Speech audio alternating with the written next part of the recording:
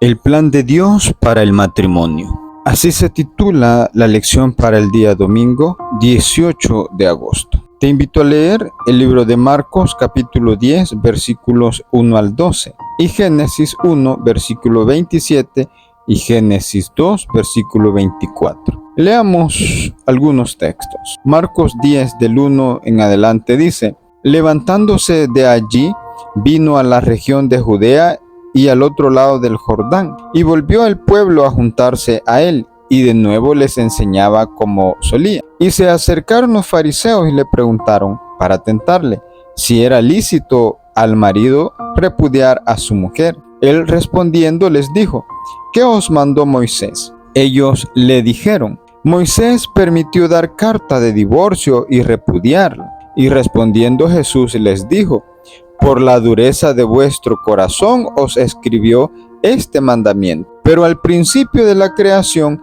varón y hembra Dios los hizo. Por esto, dejará el hombre a su padre y a su madre, y se unirá a su mujer, y los dos serán una sola carne. Así que no son más ya dos, sino uno. Por tanto, lo que Dios juntó no lo separe el hombre. En casa volvieron los discípulos a preguntarle de lo mismo, y les dijo, cualquiera que repudie a su mujer y se casa con otra, comete adulterio con ella. Y si la mujer repudia a su marido y se casa con otro, comete adulterio. La pregunta es, ¿qué trampa yacía bajo la pregunta de los fariseos acerca del divorcio y qué lecciones enseñó Jesús en su respuesta? En Marcos 10, versículos 1 al 12, los fariseos intentaron atrapar a Jesús con una pregunta sobre el divorcio. Querían saber si era lícito que un marido repudiara a su esposa.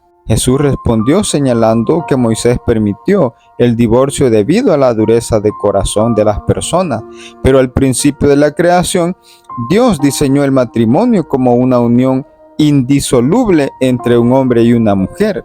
Por tanto, lo que Dios unió no debe separarse. En resumen, Jesús enfatizó la importancia y la sacralidad del matrimonio, instando a la fidelidad y la unidad entre esposos. El pasaje en Génesis 1:27 y 2:24 también respalda esta enseñanza al afirmar que Dios creó al hombre y a la mujer para ser una sola carne, unidos en matrimonio. En este pasaje, los fariseos le preguntan a Jesús si es lícito que un hombre se divorcie de su esposa. El divorcio era considerado lícito entre los fariseos. La pregunta fue, ¿por qué motivos? La escuela o facción farisaica de Shammai era presumiblemente más restrictiva, ya que solo permitía el divorcio por infecundidad, abandono afectivo o infidelidad. Por su parte, la escuela de Hillel era mucho más indulgente, ya que permitía el divorcio por casi cualquier razón, aunque su proceso para concederlo era mucho más complejo, con la idea de que ello ayudará a frenar las cosas. Por eso es extraño que hicieran la pregunta genérica de si el divorcio es aceptable. Debajo de esta cuestión estaba la intención de entrampar a Jesús, poniéndolo en problemas con Herodes Antipas, el gobernante de la región que estaba al este del Jordán, donde Jesús estaba ahora. Antipas se había divorciado de su esposa y se había casado con Herodías, la esposa de su hermano.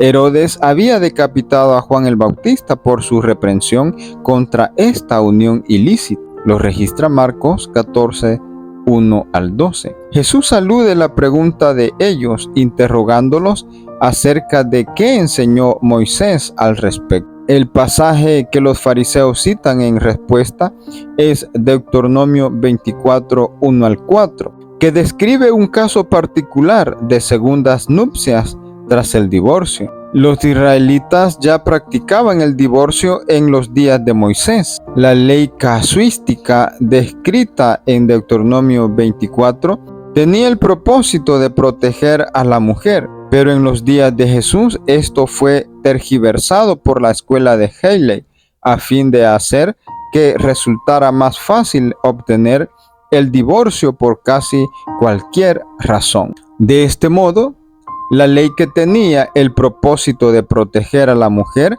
estaba siendo usada para perjudicarla.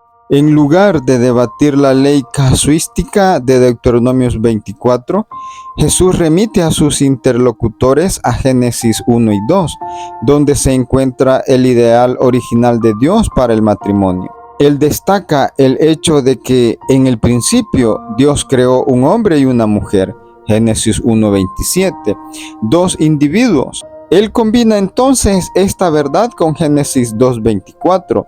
El hombre deja a sus progenitores y se une a su esposa, y se convierten así ambos en una sola carne. Este concepto de unidad llega a ser la base de la afirmación del vínculo matrimonial por parte de Jesús. Las personas no deberían separar lo que Dios ha unido. ¿Qué podría hacer tu iglesia local para fortalecer el matrimonio en su medio? ¿Cómo ayudas a los matrimonios que ya se han roto? Interesantes preguntas. Aquí damos algunas sugerencias. Número 1.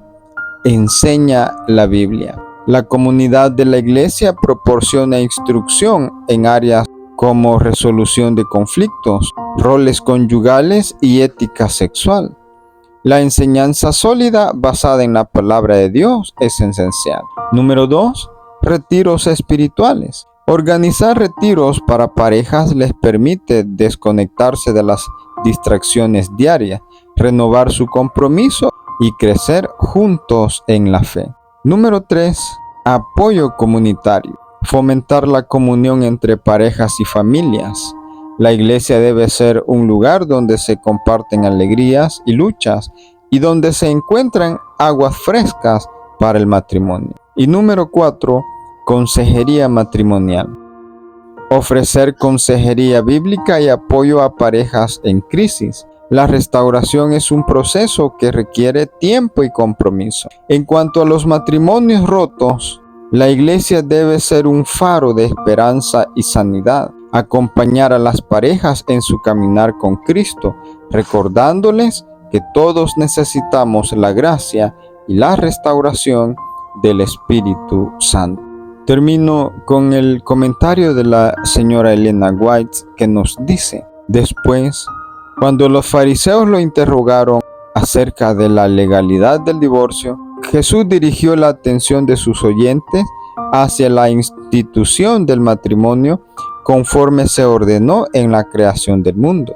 Por la dureza de vuestro corazón, dijo él, Moisés os permitió repudiar a vuestras mujeres, mas al principio no fue así. Mateo 19:8. Se refirió a los días bienaventurados del Edén, cuando Dios declaró que todo era bueno en gran manera.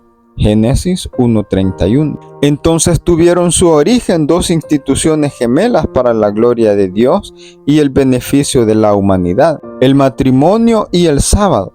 Al unir Dios en matrimonio las manos de la santa pareja, diciendo: dejará el hombre a su padre y a su madre, y se unirá a su mujer, y serán una sola carne. Génesis 2:24. De esta manera dictó la ley del matrimonio para todos los hijos de Adán hasta el fin del tiempo. Lo que el mismo Padre Eterno había considerado bueno era una ley que reportaba la más elevada bendición y progreso para los hombres. Lo dice el Discurso Maestro de Jesucristo, página 56 y 57. Que Dios nos ayude, que podamos comprender el plan de Dios para el matrimonio y podamos defenderlo ante este mundo que está derribando este pilar instituido desde la creación. No olvides suscribirte y compartirlo con tus seres queridos. Que Dios te bendiga.